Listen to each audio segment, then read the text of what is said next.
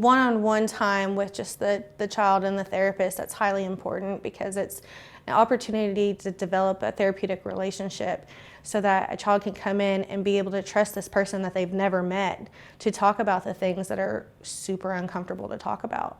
It's not easy to even talk to yourself about the things that are hard and difficult, especially let alone a stranger in front of you.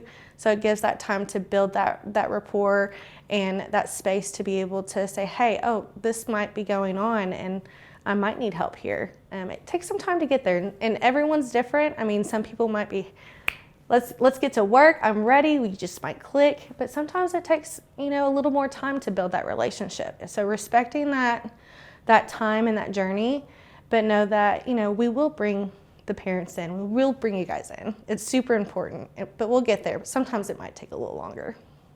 With kids, it's really important to have the family component and family involved.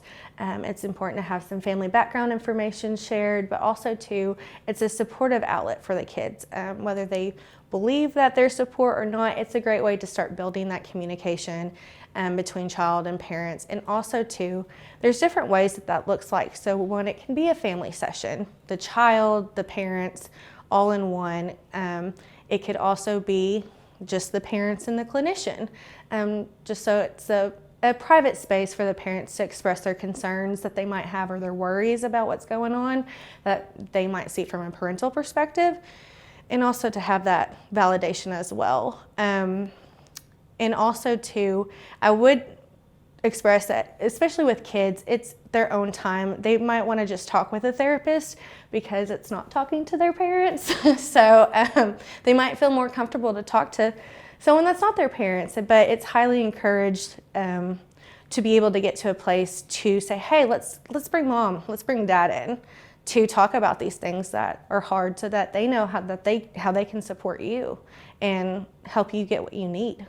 So some of the things to look for if you're concerned that your child is maybe needing to seek out some extra services, therapeutic services, things to look for are isolation. If they're more staying in their room, they could be getting short with you, might not wanting to talk as much.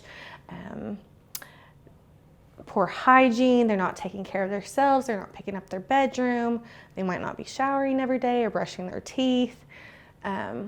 Pushing friends away, and in some cases it can become more extreme, and it could, maybe some self-harm. Maybe they're wearing more sweatshirts or sweaters than they usually do.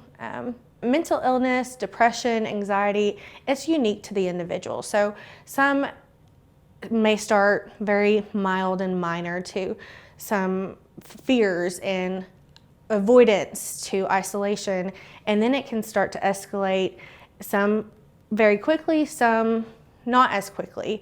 It just depends on the child and the situation and the stressors within their home, within their school, what's going on around them. So when you notice these signs coming up, the isolation and really just anything outside of their day-to-day character, you can always call and they'll set you up with someone that's the best fit for you.